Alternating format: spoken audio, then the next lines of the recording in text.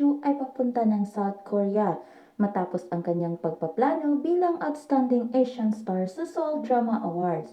Ayon sa kanyang pahayag, siya ay opisyal na inibintahan ng Seoul Drama Awards Organizing Committee ng Korean Broadcaster Association upang dumalo sa seremonya ng pabibigay ng parangal at tanggapin ang kanyang award bilang pagkakilala sa kanyang tagumpay.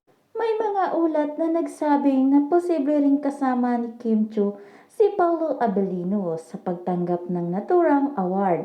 Sa pagbisita ni Kim sa South Korea, inaasahan na makakasama niya ang iba't iba pang mga artista mula sa iba't ibang bansa na magbibigay sa kanya ng pagkakataon na ipakita ang galing ng mga Pilipino sa larangan ng entertainment.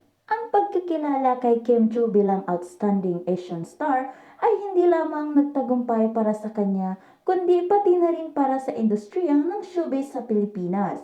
Ang pagiging bahagi niya ng mga prestitosyong awards tulad ng Seoul Drama Awards ay nagpapakita ng mataas na kalidad ng talenta ng mga Pilipino. Patunay na ang Pilipinas ay mayroong mga world-class na personalidad sa industriya ng sining at kultura. Bukod sa kanyang pagiging artista, naging inspirasyon din si Kim Chiu sa maraming mga tagahanga, lalo na sa kanyang dedikasyon at pagtitiyaga sa kanyang propesyon. Ang kanyang tagumpay ay hindi lamang bongga ng kanyang talento, kundi pati na rin sa kanyang sipag at determinasyon na maabot ang mga pangarap.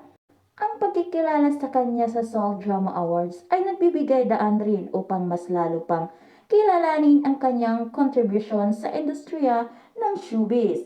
Sa pagbisita niya sa South Korea, hindi lamang siya magiging kinantawan ng Pilipinas, kundi magiging huwaran din siya sa mga kabataan na may mga pangarap na maabot ang kanilang mga layunin sa pamamagitan ng sipag at tiyaga.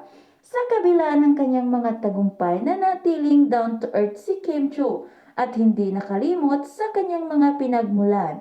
Patuloy pa rin niyang pinagpahalagahan ang mga suporta at pagmamahal ng kanyang mga tagahanga na siyang nagbibigay sa kanya ng lakas ng loob upang patuloy na pagtagumpayan sa kanyang career. Sa pagpalipas ng mga taon, patuloy na nagpapakita ang gilas si Kim Chiu sa larangan ng acting at entertainment. Sa kabila ng mga hamon at pagsubok sa kanyang career, nananatili ang pagiging positibo ni Kim Chiu at ang kanyang dedikasyon sa kanyang craft at sa kanyang pagpatuloy na pag-angat at pag-unlad ay nagpapakita ng halimbawa ng determinasyon at pagtitiyaga na dapat tularan ng kanyang mga tagahanga at ng mga susunod na henerasyon ng mga artista.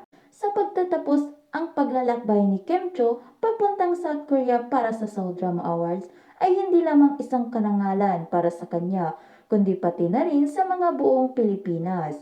Isa itong pagkakataon upang ipakita ang galing at husay ng mga Pilipino sa larangan ng showbiz at pabigay inspirasyon sa mga kabataang may pangarap na maging katulad niya sa hinaharap.